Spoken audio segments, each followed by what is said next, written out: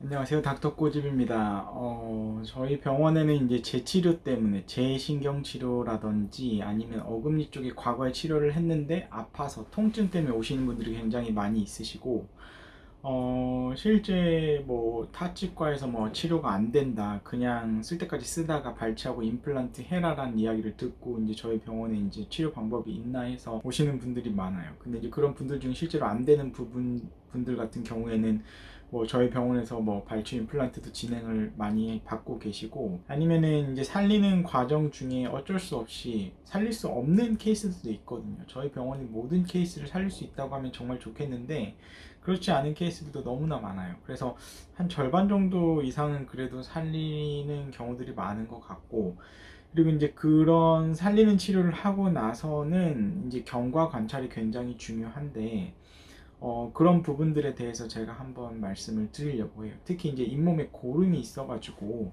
타치과에서 발치 진단 받고 오시는 분들이 굉장히 많이 있으신데, 그런 케이스에 대해서 한번 꼬집어 보려고 합니다. 한번 꼬집어 보겠습니다.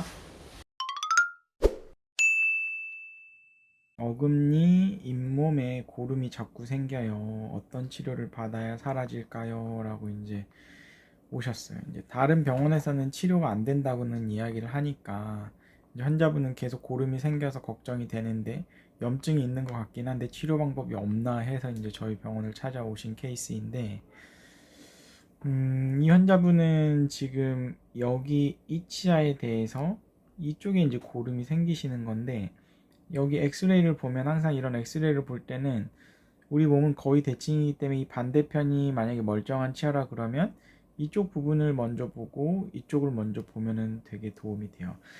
그래서 지금 여기에는 엑스레이밖에 없는데 저희는 거의 이제 재치료이기 때문에, 재치료 같은 경우에는 CT를 꼭 찍어서 염증이라는 게 다른 게 아니고 세균에 의해서 뼈가 녹은 게 염증인데, 그 염증이 점점점 커지다가 맨 바깥쪽 뼈를 녹이면 이제 고름 길이 생기는 거라서 잇몸으로 여드름처럼 볼록하게 튀어나오는 거라, 잇몸에 염증이 생겼다는 거, 고름이 생겼다는 것 자체가 굉장히 만성적으로 안쪽의 뼈는 많이 녹은 거다라고 생각을 하시면 되세요.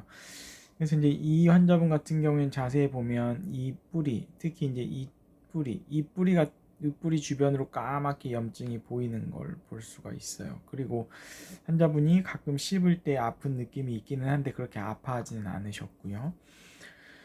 그래서 이제 이 치아의 특징은 뿌리가 입천장 쪽에 커다란 뿌리가 이렇게 하나가 있고, 이제 바깥쪽 볼 쪽으로 뿌리가 이렇게 두 개가 있어요.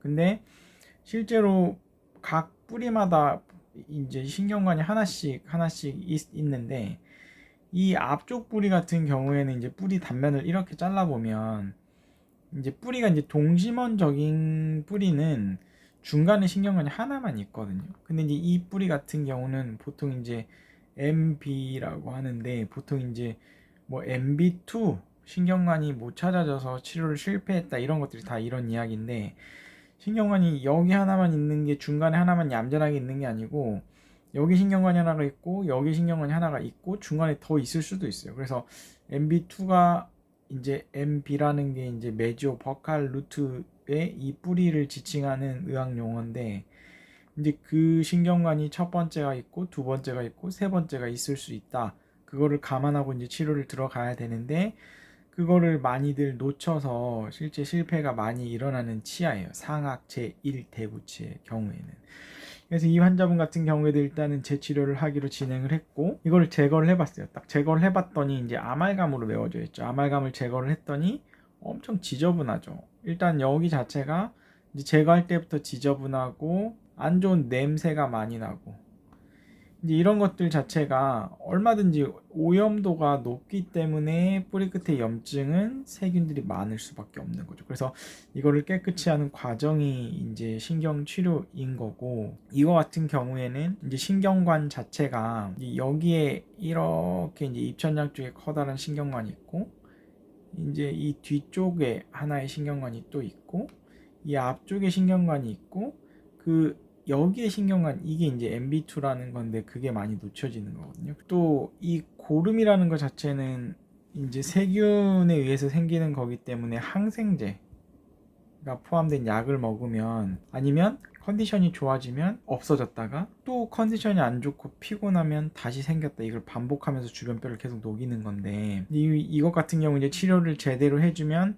항생제를 먹지 않고 저절로 고름길이 이런 식으로 흉터만 남고 없어지는 게 굉장히 이 경과를 보는 게 굉장히 중요해요. 치료 중간에는. 만약에 이게 신경치료를 갖다가 두세 번 정도 받았는데 재신경치료겠죠. 두세 번 정도 받았는데도 불구하고 이게 고름길이 그대로 남아 있다고 하면은 다른 요인이 있을 수 있어요. 다른 요인이라 하면 이 안에를 깨끗이 하는 원인 치료를 했음에도 불구하고 이게 안 없어진다는 거는 예를 들어 크랙이 있다던가 다른 세균이 유입될 수 있는 통로가 있다는 거죠.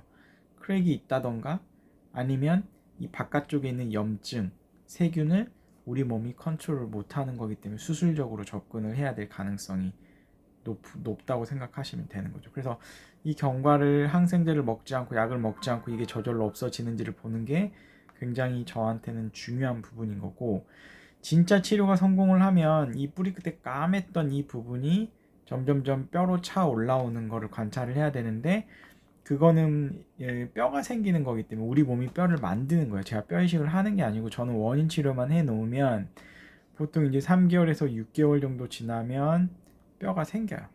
그래서 이제 그 경과 관찰까지도 하는 게 굉장히 중요한 부분이다 라고 말씀을 드릴 수가 있어요. 그래서 환자분은 어쨌든 맨 처음에 불편해서 오셨는데 고름이 사라졌고 씹을 때 불편한 증상도 사라졌기 때문에 일단은 뭐 크라운을 씌워서 마무리를 한 거죠.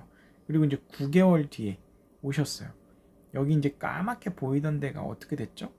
뼈가 생겼어요. 이 반대편처럼 하얗게 된 것처럼 뼈가 생겼기 때문에 이런 거는 좀 경과가 좋다라고 말씀드릴 수 있고, 이 까만 데가 이렇게 이제 뼈가 생긴 모습을 볼 수가 있죠. 그리고 이 치료 전 치료 이 모습이 이제 잘 유지가 되고 있는 거고, 그래서 이 환자분들 같은 경우에 제 치료의 경우에는 치료가 만만치도 않지만 그게 정말 성공을 했느냐는 치료한 직후가 아니고 몇 달이 지나서 아니면 몇 년이 지나서 그 염증이 재발하지 않아야 진짜 성공이라고 볼 수가 있기 때문에 꼭 치료를 받았던 병원에서 그거를 체크업을 할 필요가 있고, 그 경과까지 꾸준히 체크업을 해 주시는 분한테 치료를 받는 게 굉장히 중요합니다. 그래서 환자분들이 치과를 선택할 때 있어서 단순히 치료한 직후에 좋은 결과뿐만이 아니고 그게 롱텀하게 길게끔 오랫동안 쓸 수 있게끔 관리해주고 유지해주는 그런 관찰을 해주는 주치 개념의 치과의사 선생님이 꼭 본인의 인생에 필요하기 때문에 그런 분들을 꼭 만드시기를 저는 추천을 드립니다. 잇몸에 염증이 있으신 분들 아니면 잇몸에 크라운을 했는데 문제가 있으신 분들은 아마 이 영상이 도움이 되셨을 거고, 어떻게 치료를 해 나가야 될지에 대해서도 어느 정도 이 영상을 보셨으면 파악이 되셨을 것 같아요. 이 영상이 도움이 되셨다고 하시면 닥터꼬집 치과 DM 좋아요, 구독 꼭 요청드립니다. 감사합니다.